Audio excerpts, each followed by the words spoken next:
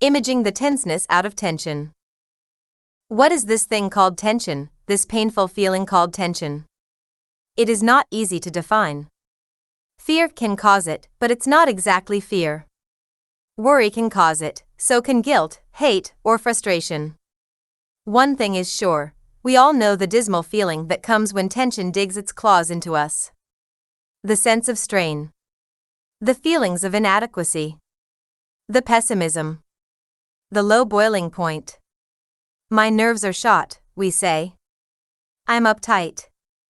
I'm ready to climb the walls. Certainly there is too much tension, too much uptightness in our lives. The prevalence of high blood pressure and the astronomical sales of tranquilizers attest to that. But a little of it can be a stimulus, even a good thing. Dr. Hans Selye, the famous Canadian authority on this problem, has proved beyond doubt that prolonged stress can cause all sorts of illness in rats and in people. Yet even Dr. Selye admits that some stress is inevitable and even desirable if an organism is to meet the challenges of its environment successfully. I know this from my own experience. Every time I deliver a sermon or make a speech, I feel some tension. Maybe it is a throwback to my old inferiority complex days. Maybe it is some dim recollection of that small boy being dragged into the parlor to reluctantly recite poetry to visiting relatives. Whatever the cause, it's painful and I don't like it. And yet I know it is a kind of spur, goading me to give my best effort. Without tension, most of us would never rise to the potential that the good Lord put into us. In this chapter, I'm not going to talk about this normal and desirable level of stress or tension. I'm going to talk about the kind of tension that hurts and cripples and limits people. And what can be done about it. Years ago, I ran across a remedy for acute tension that I have been using and recommending ever since. It is a 3-part remedy, and one of those parts involves imaging, although that word was not in use at the time. Coming home one evening, tired and tense and uptight, I fell into my favorite chair and glanced at the table alongside the chair where my loving wife has a habit of leaving books or magazines or pamphlets that she thinks might interest me. This time she had left, among other things, an insurance brochure. I remember it had the word "you" on the cover in big red letters, and a picture of a hand with an accusatory finger pointing right at the reader. You, it said, are full of tension. You are uptight. You are just about ready to explode. Well, I thought, that is a pretty good description of the way I'm feeling, all right. Maybe I'd better see what else they have to say about uptightness. The pamphlet went on to say that to get rid of excess tension you had to do 3 things. The first was to practice relaxation of the physical body. Sag back in your chair, it said. Start relaxing every muscle, beginning with your toes. Stretch out your legs, flex your ankles, try to push your toes right off your feet, then let everything go limp. Let your head fall back. Roll it around so that your neck muscles are loosened up. Let each hand fall on your knee and rest there as limp as a wet leaf on a log. Open your eyes wide, then pretend invisible weights are attached to your eyelids, slowly pulling them shut. Imagine a soft, gentle hand lightly touching your face, smoothing the tension lines away. Picture the tension draining out of your body, leaving it calm and peaceful and relaxed. This is what Smiley Blanton called relaxing muscle tensions. Now you are ready for the second stage, which is the relaxation of the mind. This requires an effort of concentrated imagination. See yourself alone in the north woods of upstate New York on a perfect summer's day. You are sitting with your back against a tree. You can feel the rough bark through your shirt. All around you is a forest of fir, spruce, and hemlock. The air is scented with balsam. You can hear a gentle wind sighing in the treetops. In the far distance, blue hills are outlined against a tranquil sky. That sky is mirrored in a gleaming lake whose unruffled surface is broken only by the occasional leap of a fish. The ripples spread outward and are gone. The warm sun falls on your face like a benediction. Somewhere a bird calls and another answers. In the silence that follows, the healing beauty of God's creation surrounds you. Your uptightness fades away, smaller, smaller, until it is completely gone. Tension is no more. You are at peace. The pamphlet called that kind of mind relaxing an exercise in concentrated imagination. And so it was. But it was also a good example of imaging. The third part of the remedy involved a deliberate attempt to refresh the soul by recalling and meditating upon great passages and great promises from the Scriptures. I have often found that one of the best antidotes for uptightness is simply to recite aloud the 23rd Psalm. Yea, though I walk through the valley of the shadow of death, I will fear no evil, for thou art with me, thy rod and thy staff they comfort me. Verse 4. They do indeed. The more you read your Bible, the more you memorize parts of it, the more you let these fragments of ancient wisdom sink down into the depths of your being, the less vulnerable you will be to the fears and uncertainties and perplexities that are the causes of tension. There are so many of these mighty spirit lifters. Let not your heart be troubled, ye believe in God, believe also in me. In my Father's house are many mansions. John 14 verses 1 and 2. Peace I leave with you, my peace I give unto you. Verse 27. Thou wilt keep him in perfect peace, whose mind is stayed on thee. Isaiah 26 verse 3.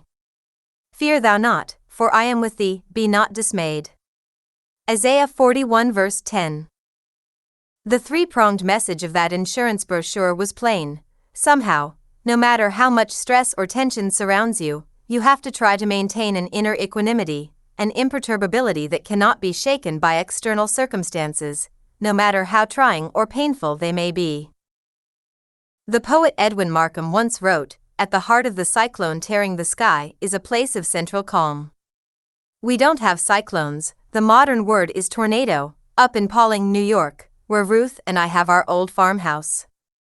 But we do have line storms, fierce tempests that sweep up the coast in late August or September and come raging over Quaker Hill where our house stands, howling like 10,000 furies. Storm on our farm.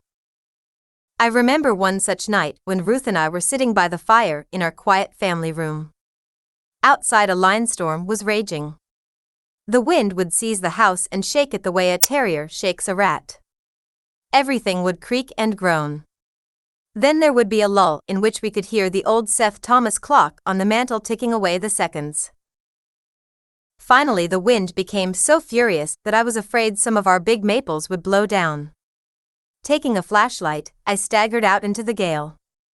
Pointing the beam of the flashlight upward, I could see the great branches writhing and twisting and flailing about. It was terrifying. I wondered if the roof might blow off the house. I fought my way back inside and said to Ruth, "This is a killer storm. I know we're going to lose some trees. If the wind gets any worse, this whole place could blow down." Ruth said nothing for a few seconds. Then she said calmly, "Listen to the clock." So I did listen to the clock. Tick-tock, it went. Tick-tock. Unhurried. Unconcerned. This old house has been here for 150 years, it seemed to be saying. It has weathered storms like this in the past, and it will weather others in the future. What are you so upset about? Everything's okay. Tick-tock. Okay. Tick-tock. Okay. Tick-tock. It is a little strange to think you can be handed peace of mind by a clock, but that is what happened to me that night. Years ago, when stress or tension began to build up in me, sometimes I would take the family and escape to Atlantic City for a day or two. It was a restful place then, with nothing very strenuous to do. People would walk on the boardwalk or on the beach. If it was wintertime, solicitous hotel attendants would wrap you up in a blanket and put you in a steamer chair facing the ocean so that all you could see was the majestic surge of breakers rolling in and all you could hear was the sound of the surf and the seagulls crying as they wheeled on white wings over the restless water. I remember thinking on one occasion, why do I have to come back here to find this kind of tranquility? Why can't I take it away with me in my mind and summon it up whenever I need it? A week from now, or a month, or 6 months, or a year. And I would try to do just that when the pressures of New York became unbearable. Imaging, that's what it was. The kind of imaging that enables you to reach out and touch tranquility in the midst of stress. I wonder sometimes just when all this sense of strain and hurry, all this uprightness, took over the nation. I don't remember it as a boy growing up in the Midwest. People had problems, of course, but nervous tension was seldom one of them.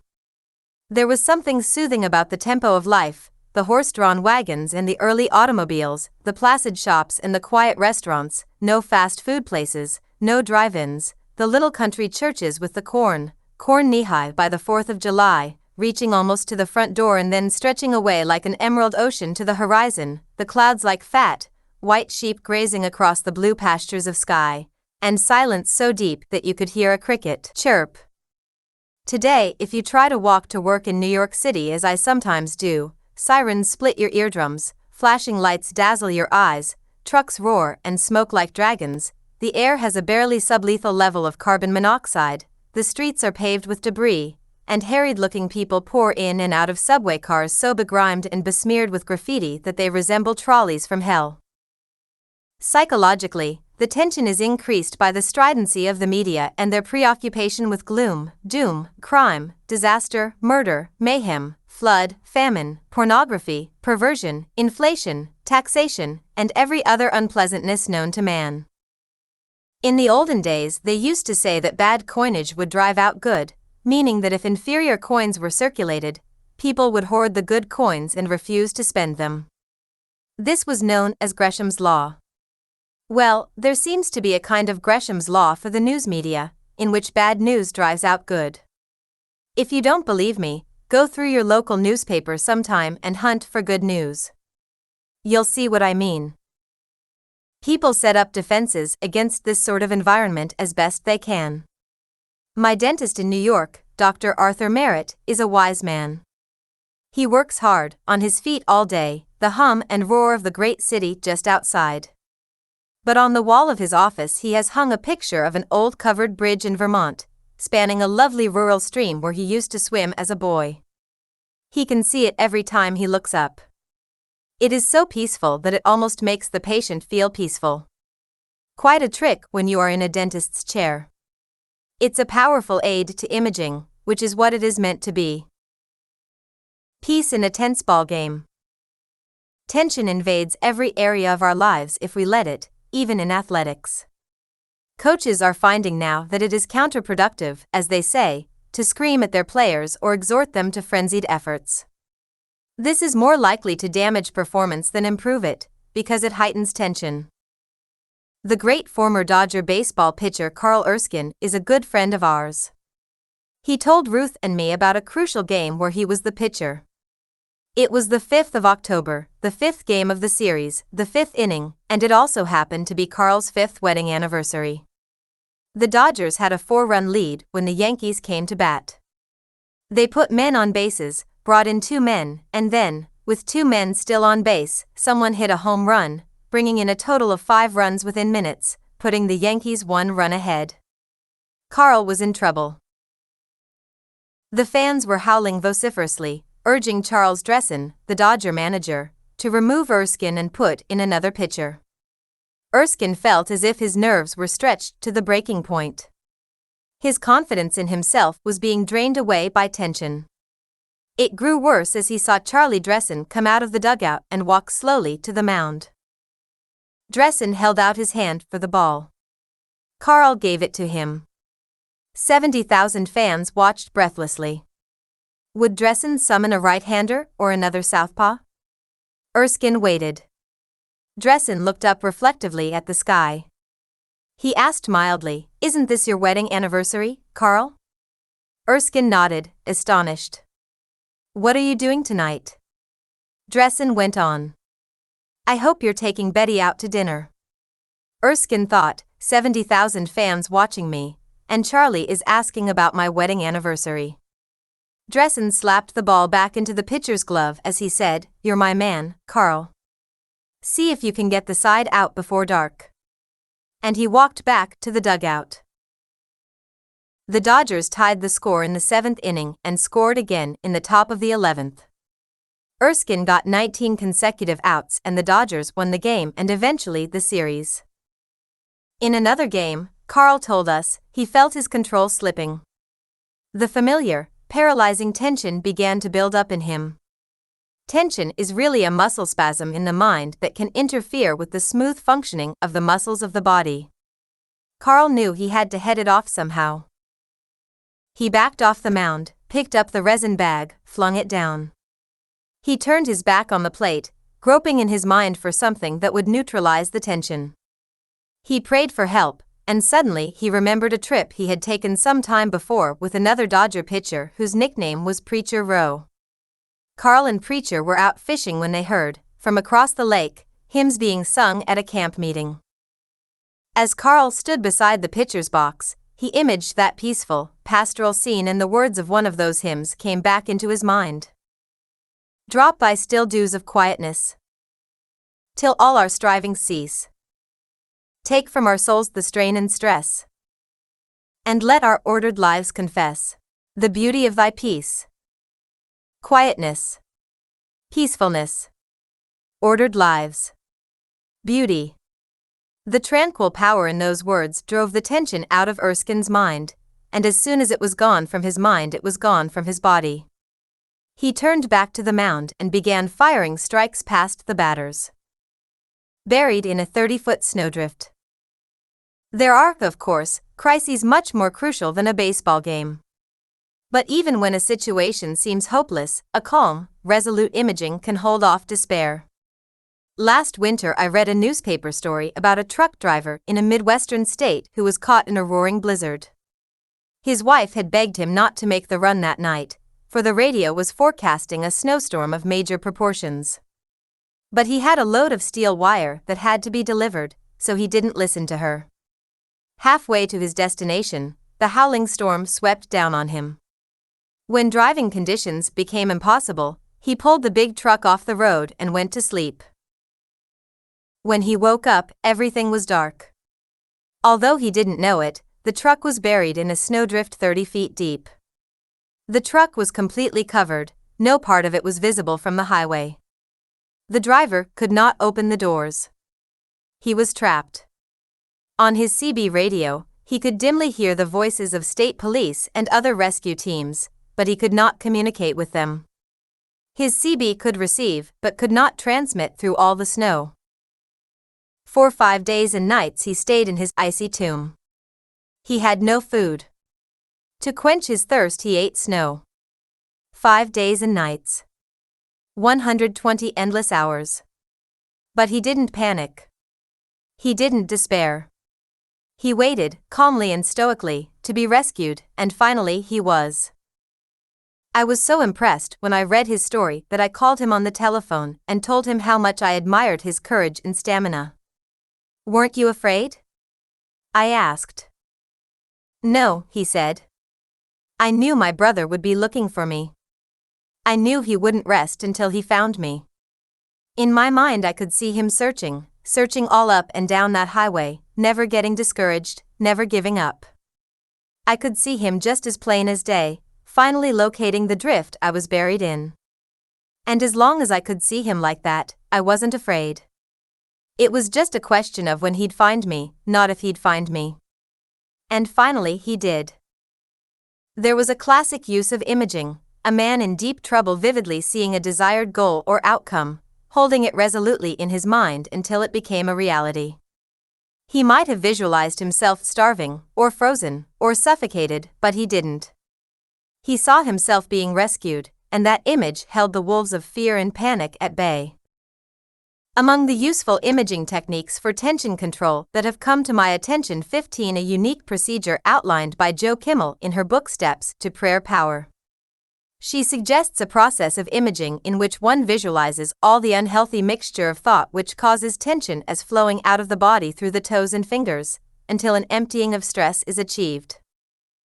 The emptying procedure is followed by a refilling process in which a healthy mixture of thought, composed of serenity, wholeness, joy, and peace is imaged as being poured into the body to circulate throughout the entire being. The result is a feeling of relaxation and rest, a diminution of tension. Let me end this chapter by giving you a remarkable example of the power of imaging, backed by faith. I came across it in a story I read recently by a North Carolina schoolteacher named Marilyn Ludolph. For almost 16 years her life had been full of tension and misery because of an unsightly rash across her face. It ruined her appearance, it gave her terrible headaches, it made her desperately unhappy. Apparently nothing could be done about it. She consulted doctors and dermatologists, she tried every kind of lotion and skin preparation, she ate vitamins, she went on countless diets. Nothing helped. Mrs. Ludolph was a Sunday school teacher, and one day while she was teaching her class, the story flashed into her mind of the woman who touched the hem of Jesus' robe and was cured of a disease that, like her own, had plagued her for years. She realized suddenly that she had tried everything except turning to God, really turning to Him with faith that He could and would heal her. So she decided to go into training, like an athlete, in an effort to strengthen her faith. She knew her faith needed strengthening because she hadn't been using it, and like an unused muscle it had become flabby and weak. She took a Bible with a concordance, and she looked up all the verses to be found under the headings of healing, health, and faith. She found 35 of them scattered throughout the Bible. She wrote them down, word for word, as sort of a training manual for my faith. Then she began to carry these scriptures everywhere she went. When her car stopped at a red light, at spare moments in the classroom, while doing housework, at night before falling asleep, she read the verses and meditated on them. This became her constant routine. And gradually the 35 passages slowly sank into the core of her being. She began to believe, really believe, that she could be healed. Finally, Mrs. Ludolph took a decisive leap of faith. She picked a certain day a few weeks away, and ringed it on the calendar. Lord, she prayed, this is the day I'm asking for complete healing. Then she began one last exercise, visualizing her skin as clear and soft as a baby's. This was hard, because the terrible red rash and the painful headaches continued. But after a while, she wrote, this image, like the scriptures, began to sink into the deep, believing places of my life. There is a great phrase for you, the deep, believing places of my life. A poetic and accurate way of describing her subconscious mind. She also began to thank the Lord fervently for healing her, although as yet there was no evidence that He had. In the meantime, she kept on reading her dog-eared scripture verses, although she had long since memorized them. Day after day went by. Day after day she meditated and affirmed and prayed. Gradually her rash began to fade and the painful headaches grew less frequent. And on the final day, the day she had marked on the calendar, she looked into the mirror through eyes brimming with tears, because the mirror told her that her affliction was gone. According to your faith be it unto you, Matthew 9 verse 29. Believe, pray, image, give thanks and tension can be eliminated from your life. Mrs. Ludolph did it. You can do it, too.